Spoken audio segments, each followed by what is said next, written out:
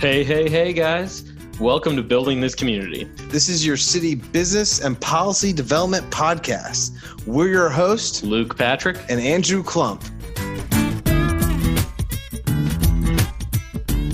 Welcome to this week's episode of Building This Community. Our guest today is Professor Ariana Levinson, who is a tenured professor at the University of Louisville, Brandeis School of Law, who focuses primarily on union and labor law as well as cooperatives.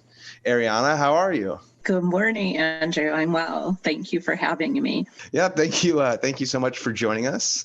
I gave a little brief background about you, but can you just kind of give a little more depth? Certainly. So I started my law career clerking for two amazing judges, Myra Selby, who was on the Indiana Supreme Court, and John Davies, who has passed, but was on the Central District of California in LA.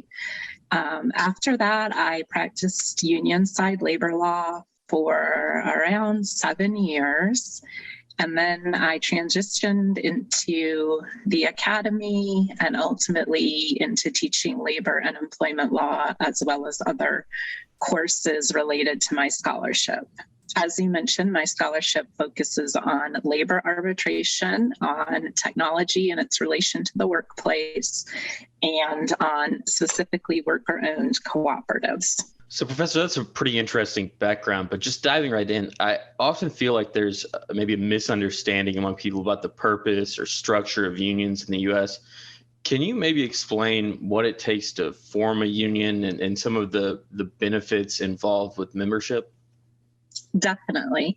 So one thing to understand before you can really understand the impact of unionization in the United States that many people do not realize is that most employment relationships in the U.S. are at will. And what that means is that your employer does not need a good reason to terminate you. Your employer can actually terminate you for any reason. And there are many, many cases where people have been terminated for things as simple as laughing when their boss told them not to laugh with the customers anymore.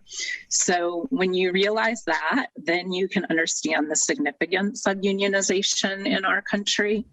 So when people have problems or difficulties at work, and the pandemic has definitely highlighted the issue that people do have problems at work. So when people have problems at work, whether it's with their scheduling, whether it's with their health and safety, whether it's with somebody bullying or just not getting along well with someone. One way that people address this is by joining together. So unionization in its simple conception is simply when people join together to solve their workplace problems. And more specifically, the way that our legal framework is set up, it gives workers a way to formalize their relationship with each other, and it gives people a way to formally negotiate with their employer to try to change or better their working conditions. And then beyond that, the way it works in the US, once you've unionized, you usually get a type of contract, a collective bargaining agreement. And that's really critical because it normally provides you that right to only be terminated or only be disciplined for a good reason. So that's one of the ways that in the US you can get that protection. In the US, it takes 50% of the workers in a particular plant or location or a particular division, people who have a common interest, common workplace problems, they organize together and they can join a union. Through their union, they can now have bargaining power to try and solve some of these workplace problems. The legal framework we use here requires that you have 50% of the people in that unit, in that location or division, plus one. And when you have that, then the majority of you would like to formally unionize, and you can get that formal relationship. You can do it either through an election process or more informally, where an employer agrees that 50% plus one want to join the union and recognizes the union. Yeah, I think that is a great overview. I know you taught me labor law, so that seems to bring, a lot of memories back. But one thing that I think comes up a lot is we have seen over the past 100 years, past century, a lot more progress on labor laws, just generally from the government. Do you think that unions are still necessary with, like the National Labor Relations Act and things like the minimum wage laws that help protect workers more so than in the past? So most experts will agree that at this current time, the National Labor Relations Act is not working effectively. While it is true that in the broad strokes, since, say, the turn of the century, we have made progress in terms of rights of employment. The NLRA is from 1935. It's very outdated. It doesn't deal with the type of technological change and the type of internationalization and, more people working from home rather than in the workplace. None of that is accounted for in the National Labor Relations Act. So it's a very outdated legislation. There's been several times that worker rights advocates have pushed at the federal level, and it's a federal act, so it has to be revised at the federal level. They've pushed for some kind of addition or substitute to that act. It's also pretty generally agreed that the minimum wage is too low. We haven't seen any, increase in the minimum wage for quite some time. So when we look even more holistically at all of the employment laws that are out there, even when you do have protections, as we do from, at least on the law, from wage theft, from discrimination because of your gender, your disability, your religion, your race, your ethnicity. We have these laws on the book, health and safety laws, but laws don't self-enforce. So when you join together and you have a union, that is a way that you can make sure that your employer is complying with these laws that we have on the books. So I'm forgetting the original question, but I would say that at this time, with all the changes we've had in employment, with the growth and inequality of wealth, with the recognition that we're in the third Reconstruction, we really need some labor and employment laws that are more protective for workers. Yeah. So essentially, that the idea is that not just that employment laws need to be revised, but in order to effectively enforce those, you need to have that balance of power in the workplace and have a union in place so that there's some entity that is pushing to have these laws actually enforced on the employers, because otherwise there's no true watchdog. Exactly. So you could have a law, but it may not be followed. Yeah, that makes sense. So along that same vein, we've seen in recent years, several states, including Kentucky, have passed the so-called right to work laws. Can you explain what those are and how they impact employment, unions, and just kind of the working class? Yes, so right to work is really a misnomer, and that was recognized a long time ago. Martin Luther King Jr. spoke about how it didn't give you any rights, and certainly not a right to a job or to work. So it confuses a lot of people. But once you've had that recognition of a union, you've had the 50% plus one in the group of people that want to organize. And the reason I keep emphasizing that is because in other countries, there's sectorial bargaining. So you don't have to go plant by plant trying to join your coworkers. You can join all the workers in an industry in bargaining. So in any event, in the US, since it is plant by plant, and then part of what happens when you join a union, just like when you join, if you're a member of a professional society, you're a member of a baseball league, whatever you're a member of, you pay some dues or some fee. And so people pay dues to a union. When they pay dues to the union, the union uses that money in a variety of ways. Most of the money is used to try and enforce the contract and to enforce the laws to make sure that the workers in that location are safe, that they're not being bullied, they're not being discriminated against, that they get their notice of their schedule in advance. So they're spending the bulk of the money on that.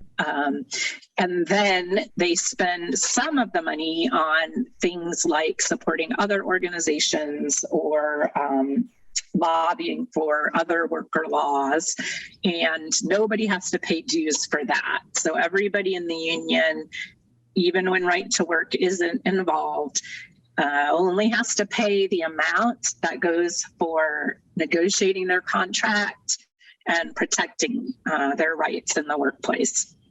But what right to work does when it's passed, it makes it unlawful for the employer and the union to collect the dues, the part of the dues that goes towards protecting those employees in the workplace. So what it does is it creates what scholars call a collective action problem, or what a layperson may think as a free rider problem, because it incentivizes people not to pay the dues because they still get protected by the union, but they don't have to pay anything.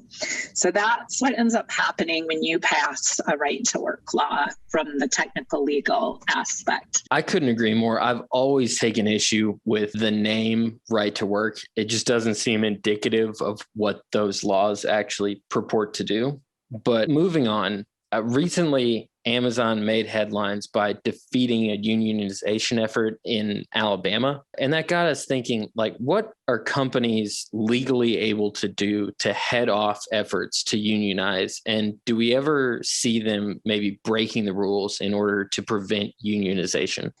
So yes, that the Amazon case with Messenger and the retail union was very highly followed.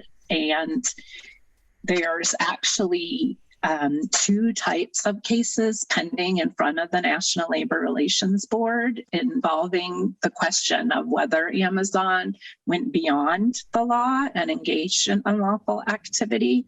There is one case that deals with the election process, which is what everybody was watching. And, personally, it was pretty cool that the NLRB was letting people from the public observe that process, because it was a great education tool for people to see how that process worked. But back to the substance of what happened, you saw the election process, and for a period of days leading up to the election, there are supposed to be certain practices, best practices, that both the employer and the union follow so as not to unduly influence any particular member's vote.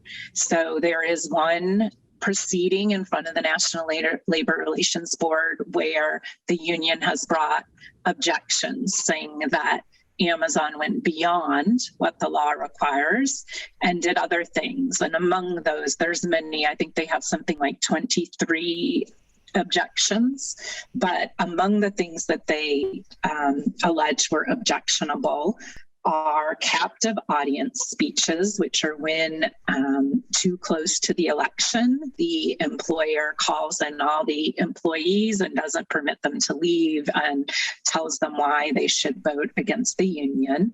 There's actually an allegation that they dismissed an employee because of union activity in those objections. And then there's the one you've probably heard a lot about in the news, that Amazon installed a U.S. Postal Service box and tried to create the impression for the employees that they controlled that box and were counting the votes or seeing which way people voted. So there's a lot of things that Amazon or any other employer can do that are perfectly legal that might intimidate people from voting for the union. An example with Amazon is that I believe they had security or even a police officer patrolling the parking lot. And there's nothing that says that, that's illegal to do that. It's also perfectly legal to hire a person who specializes in talking to your employees about reasons not to vote for a union.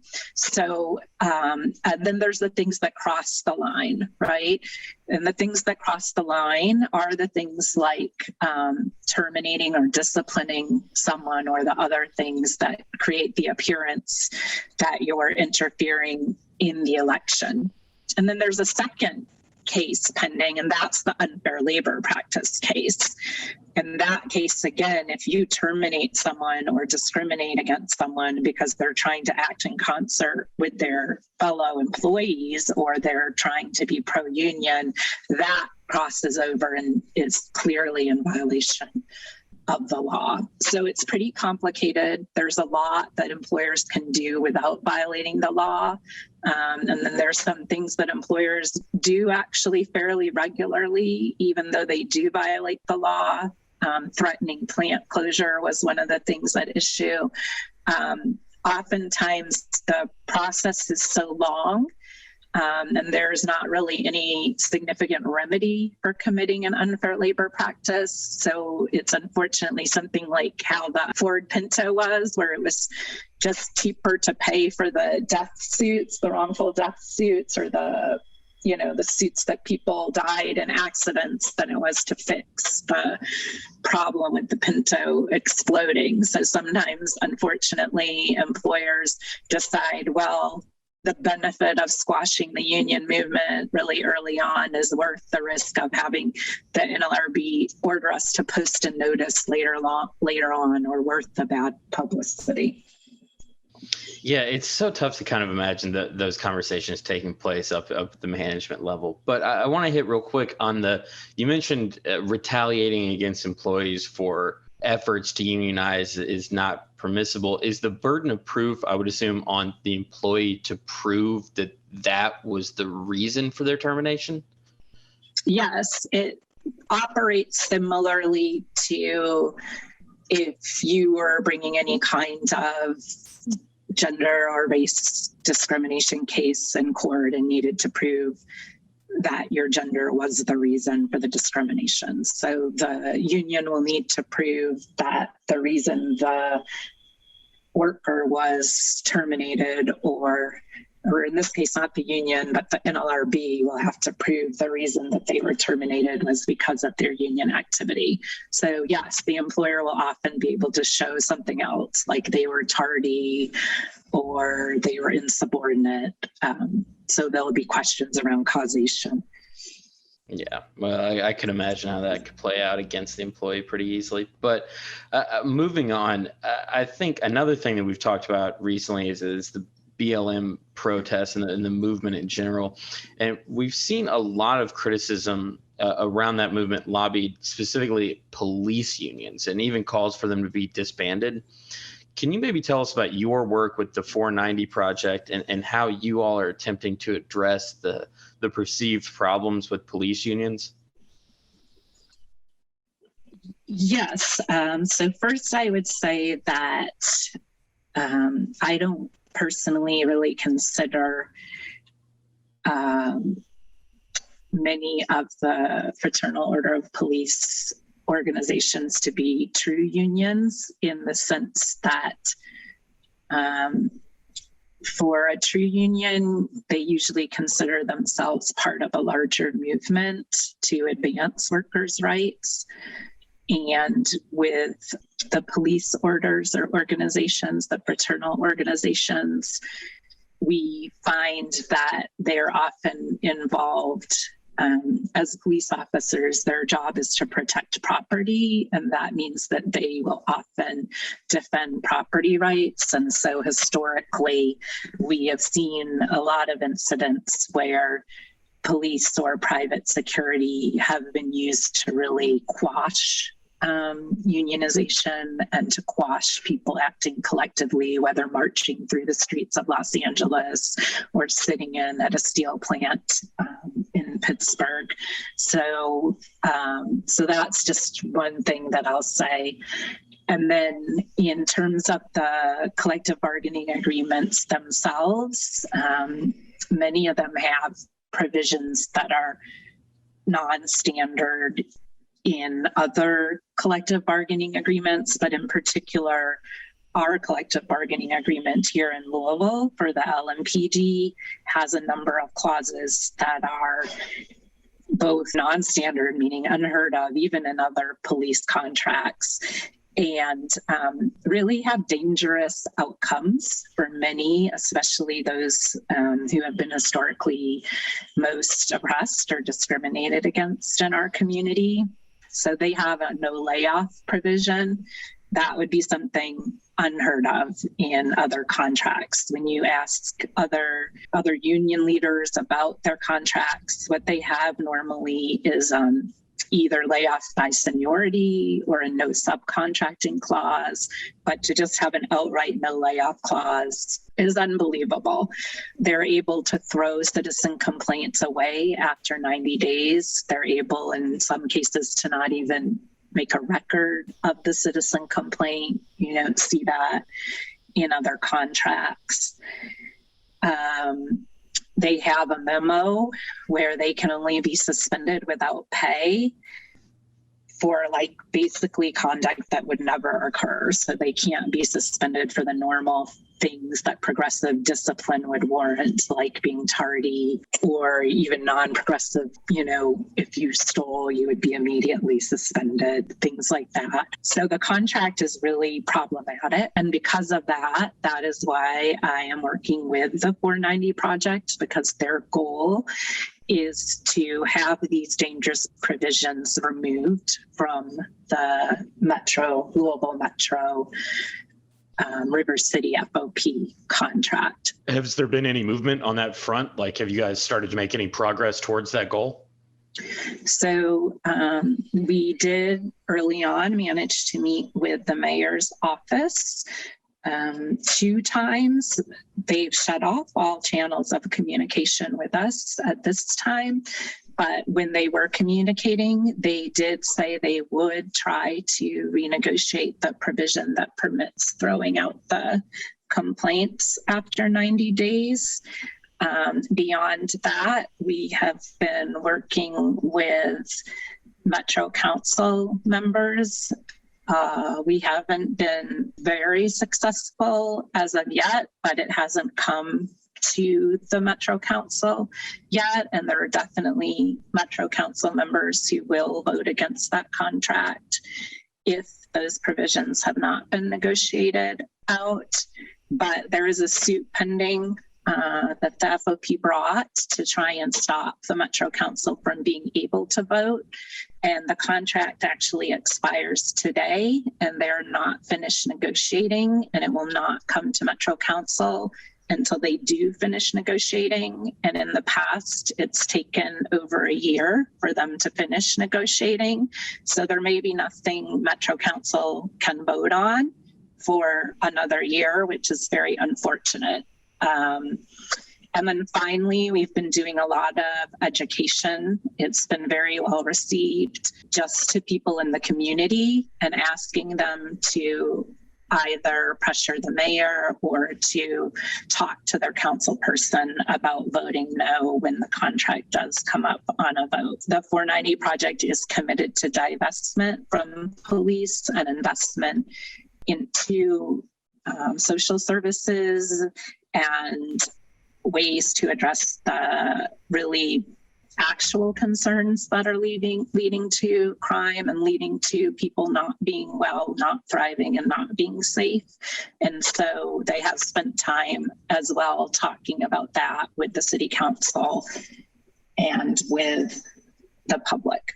Well, and it seems like this whole, maybe part of the differences with police fraternal unions versus traditional unions is just the hyper politicalization of their involvement, their regulations, compared to most unions. Obviously, politics plays part in all of it, but it just seems like there's more politics involved when it comes to fraternal unions.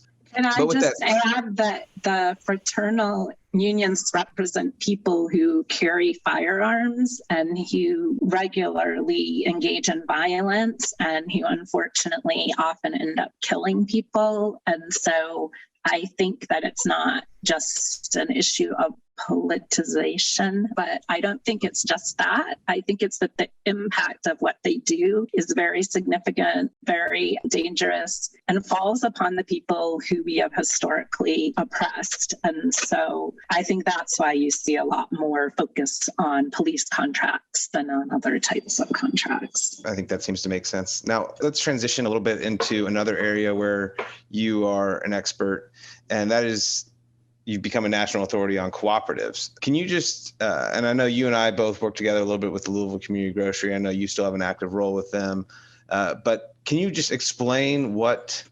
cooperatives are? Yes, so I see my scholarship on worker-owned cooperatives as falling squarely within employment law and labor law scholarship, because a worker cooperative is a company or a business that is owned by all of the workers, and they not only own it, but they have some significant say, usually an equal vote in how the company is run, so in decision making. And so we're really familiar with partnerships. If we think of having a partnership, but expanding it rather than only including the partners and not the administrative staff and not the people who clean, if we think of expanding the ownership to a wider net of people, to all of the people who make that business work, then that's when we have a worker-owned cooperative. So then what is a union cooperative, and how are they set apart from traditional cooperatives? So a union cooperative at base is any cooperative where those worker owners have decided to join together in a union. But the sense that we use it in currently in the US is that there's a social movement that is working in partnership with unions and those who wish to form cooperatives or who work in the industry forming cooperatives. And so in those instances, you see unions and people forming cooperatives and helping people form cooperatives working together to make sure that the workplace will be a place that the employees control, but also that on the day-to-day level, which the union can help a lot with, that there's policies and procedures that will make things run efficiently and smoothly in the company. So we have our close example, as you know, in Cincinnati with the Cincinnati Co-op Initiative, where they have a farm where the employee owner, the worker owners are unionized, and they have a Sustainergy and energy company where that is happening. The biggest example in the US is the Home Health Care Associates in New York City, represented by SEIU Local. And another really cool example of a union co-op is the Lobster Men, which they prefer men. In Maine, they have a union cooperative, and there are other examples. So just as a quick follow-up to it, is there a benefit to having a union cooperative versus a traditional cooperative? Because you would think, right, with cooperatives, especially if it's worker-owned, they're all getting a voice, they're all getting voting rights. Why would there be the need for unionization in a worker-owned cooperative?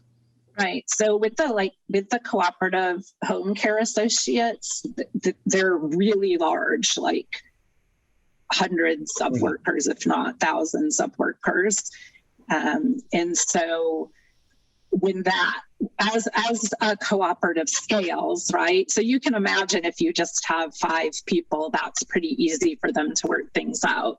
But as you get into hundreds of employees, then that becomes the usual situation with any human organization, right? There's going to be problems. And the union's going to be a way, like we talked at the very outset, to make sure that the health and safety things are being followed, that the personal disagreements are worked out, that that the person isn't being harassed because of their gender. So internally, that's one reason, but there's lots of external reasons, and sometimes they're particular to an industry. So for instance, smaller cooperatives, the workers may join a union because they're not big enough to buy the health insurance at a good cost on the market. And when they join with the union and with others in the industry, they can join a healthcare plan or some other type of benefit plan, dental, legal representation through the union. With the lobster people, they needed to do some lobbying, I think, to be able to, maybe not with the lobster people, but in some industries, there needs to be some lobbying expertise to be able to interact with state actors or local actors. And that can be something that the union brings to the table. And just at the most basic level, the unions have already established organizations, and they have workplaces or meeting places that they can provide. They have expert personnel who know about dispute resolution or about collective action or about organizing.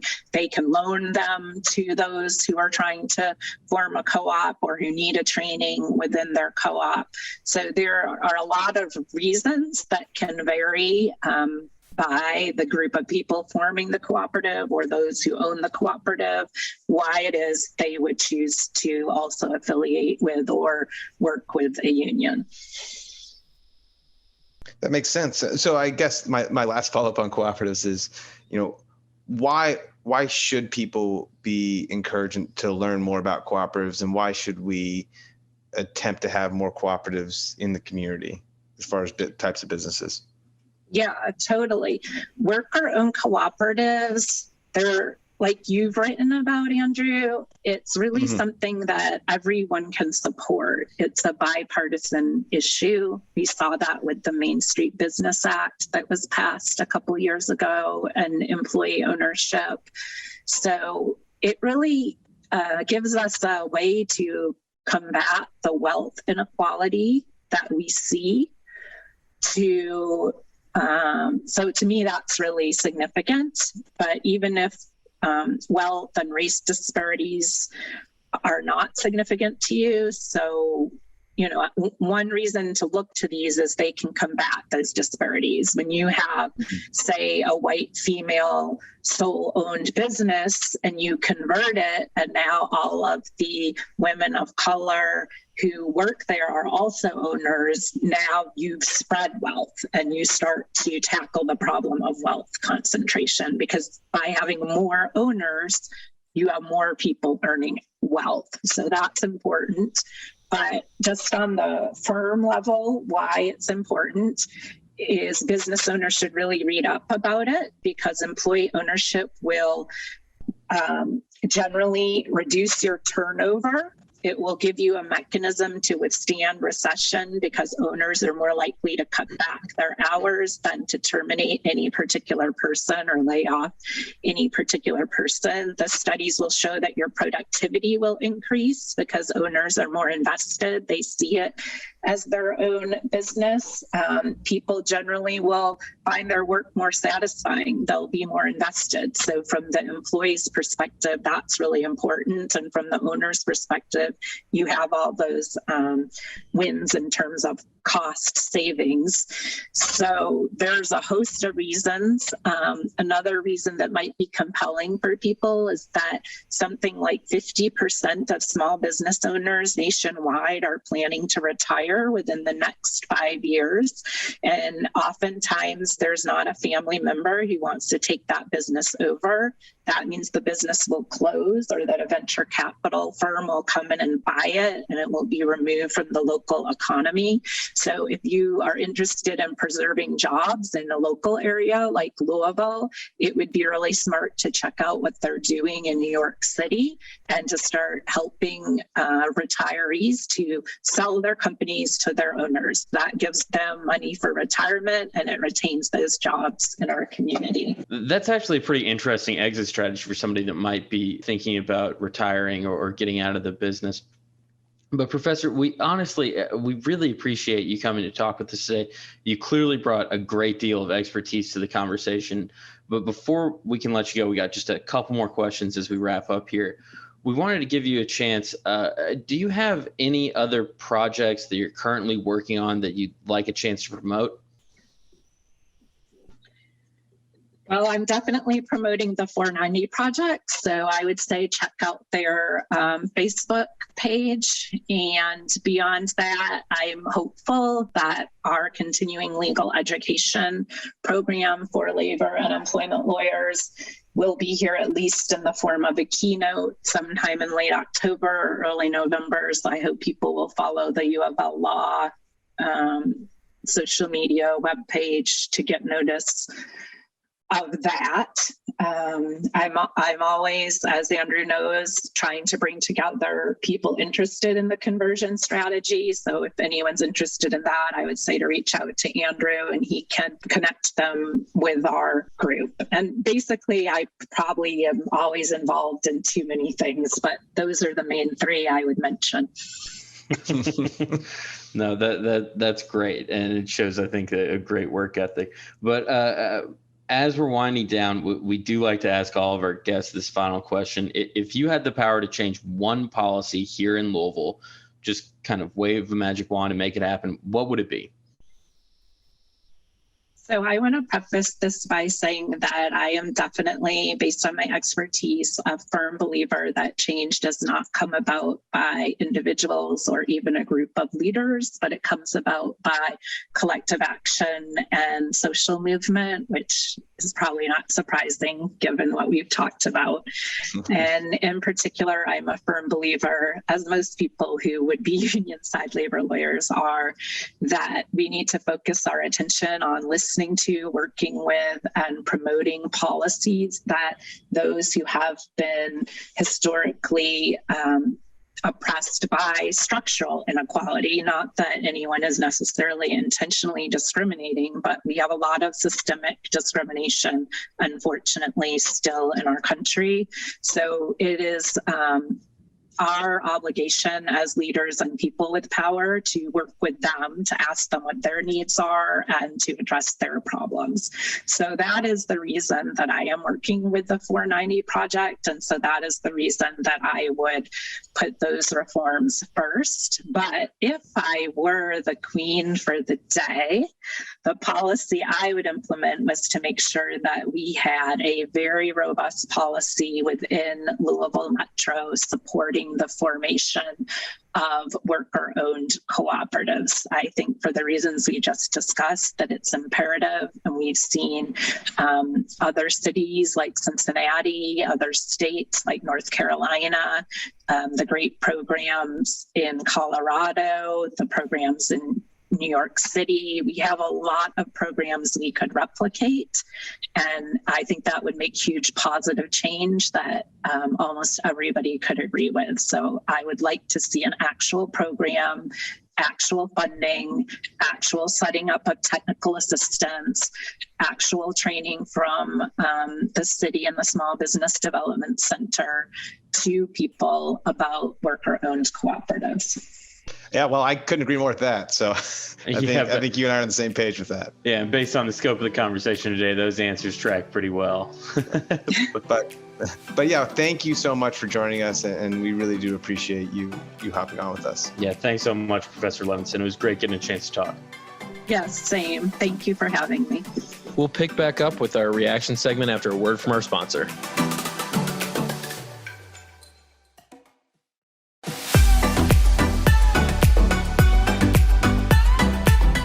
Well, Luke, that was another interesting episode, this time with our former professor, Ariana Levinson.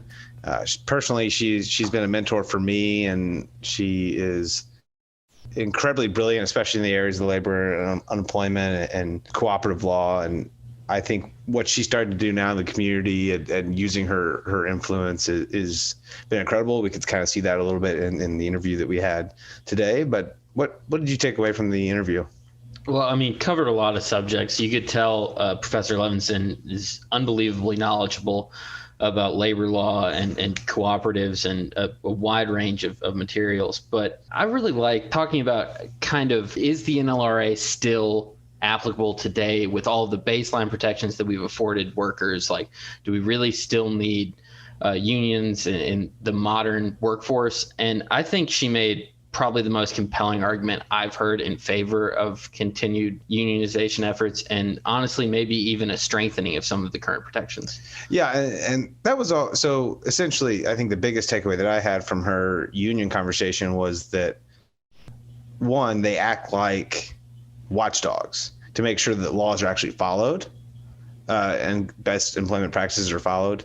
And two, the NLRA is not as effective as it used to be. And so I think that is, something that, at least when I was studying it or taking her classes, that I recognized that, that there are a lot of things that the unions just don't have as much of an impact on right now as they could. For example, like having a federal minimum wage, you still want that balancing of power, and hopefully the unions can get higher wages beyond minimum wage, but the federal government has enacted so many employment safety protocols and other regulations that do protect employees more so than when the National Labor Relations Act was first passed. Yeah, I mean, we're talking about a law that was passed in 1935. Like, there's no way that lawmakers back then could even have imagined what the workforce of today would look like. The other, like, you hit it right there. I think the enforcement side of it, the fact that laws don't self-enforce themselves, I thought that was a really interesting way to put it. And it's so true. Like, if you have an issue with your employer and you don't have a union rep to go to, what are you going to do? You're going to sue? And honestly, like, the legal framework around, suits against employers, it's like every lawsuit. It's cost prohibitive. It's costly. It's time intensive. It's going to take so much effort to bring it to trial or to bring it to an end result that it's probably just not going to be worth it. From an individual. Cases. Yeah, from an individual's perspective. Exactly. Yeah. And then the other thing that I thought she brought up too, that I thought was interesting, is the union cooperatives. Yeah. And because I know we've talked in the past on the show about the cooperatives, it is interesting to see how the twist on unions is kind of implemented, because just looking at cooperatives generally, right, they are a lot of times, worker and or consumer owned, and it's one person, one vote. You don't get any larger share of ownership of the company. It can act somewhat similar to a union, and you're voting collectively. But she made the great point, especially when it's larger cooperatives. I mean, if this was a national chain, that they had, if a business had locations all across the country, you could see a reason to have a union in addition to still having those same voting rights, even if it is a cooperative. Yeah. And if you need a deeper dive into union cooperatives, I think you could take a look at our paper for this week. It's a law professor talks union co-ops, and it actually Dan Cannon. Yeah, it's by Dan Cannon. Anybody that goes to U of L probably has run into him. He's a great guy, great professor, and a really, really productive advocate for labor and all kinds of different causes. But it covers a little bit more in depth, like definitions and broad questions anyone might have related to union cooperatives, and it highlights a couple of like the larger union co-op organizations like across the U.S. The Equal Exchange, I guess, is like the first one they highlight, and it's probably the best known worker co-op in the U.S. It's got over 130 workers that elect their board of directors from amongst the workers. They bring in over $75 million in revenue. And that kind of stood out to me because I think when you think of union co-ops, or when you think of co-ops in general, you're thinking of like a smaller business. $75 million profit is in revenue is pretty impressive, and then if 130 workers is not big enough for you, they mentioned the Cooperative Home Care Associates. They've got over 4,000 employees, and they're represented by an SEIU branch, I think, out of New York somewhere. But again, it highlighted that these kinds of organizations can come in many different scales. They can be incredibly productive. And when you bring all workers into, both a union and a degree of ownership, I think it's going to make them more productive. It's going to make them more attentive, and you're going to have lower quit rates. You're going to have a more focused workforce.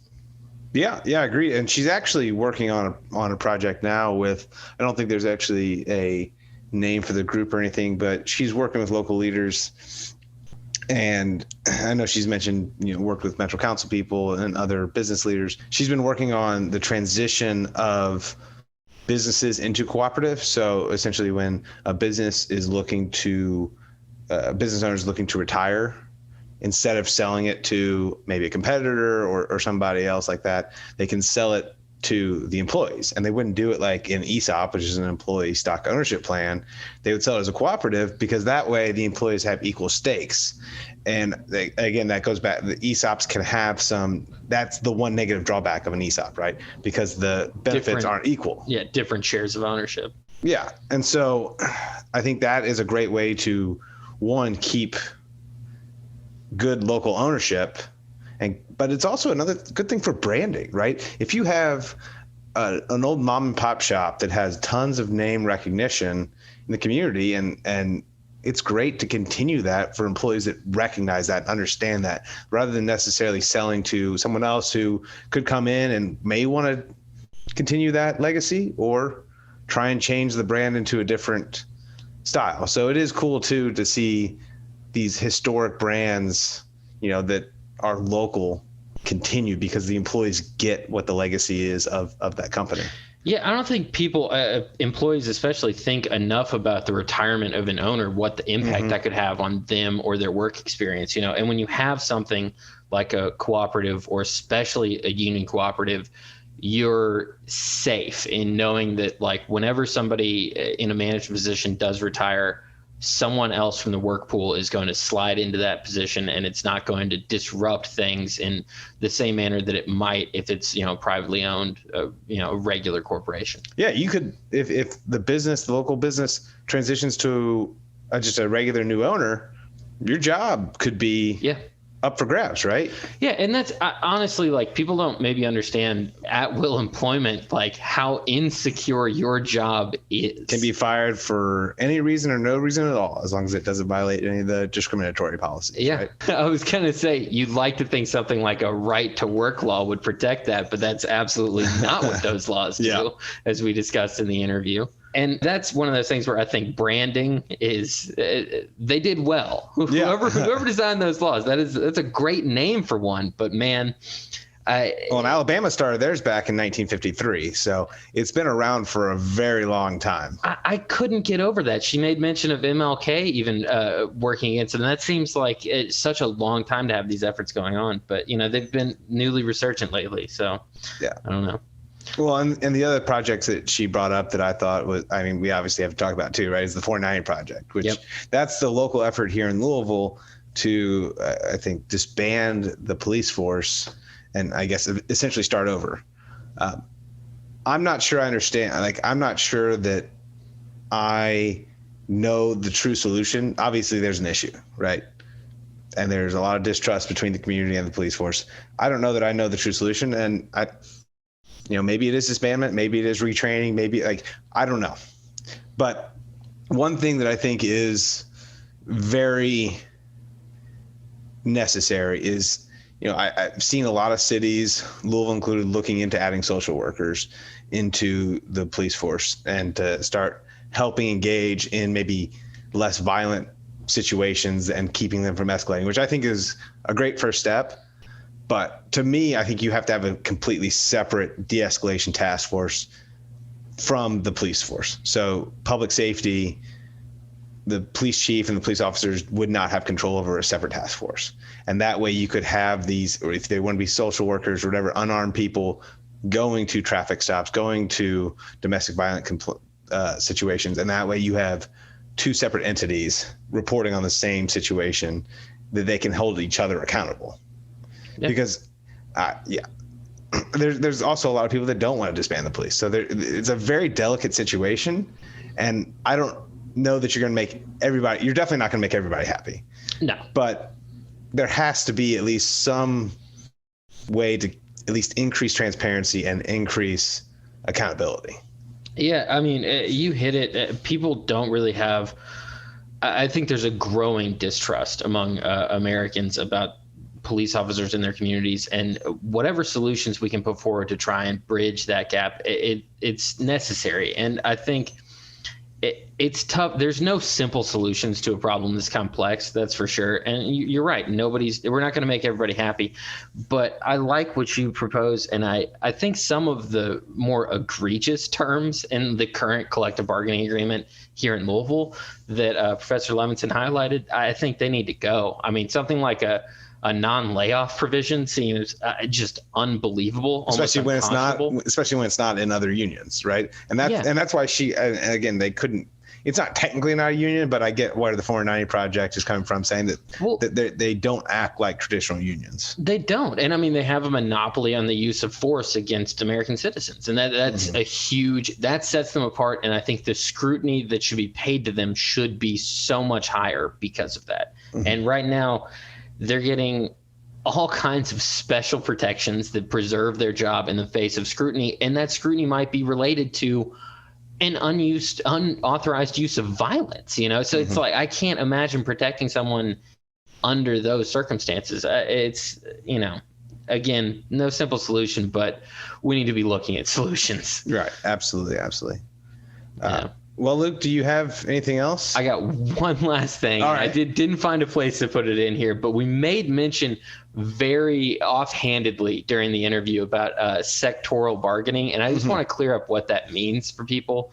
Like here in the United States, we don't have sectoral bargaining. Other countries that you can think most of Europe has varying degrees of it, but we have enterprise bargaining, or workplace bargaining. So the example would be in the Amazon unionization effort. If that plant had unionized, it would have affected only that plant. In sectoral bargaining, the bargaining is taking place, the collective bargaining or the unionization effort is taking place across an entire sector. So it would have taken place in a sectoral system across all Amazon plants, not just the one that was trying to, unionize here in America. So yeah, I just wanted to clarify what that was. And when you see that in different countries too, right? You see it in a lot of countries. You see it honestly in most of Europe. And what happens is when you have that sectoral bargaining, when you have unionization happening across an entire sector at a time versus each individual workplace within that sector, you get much broader coverage of those collective bargaining agreements. So like here in the US, it's somewhere like 11 or 12% of the workforce is covered by a collective bargaining agreement.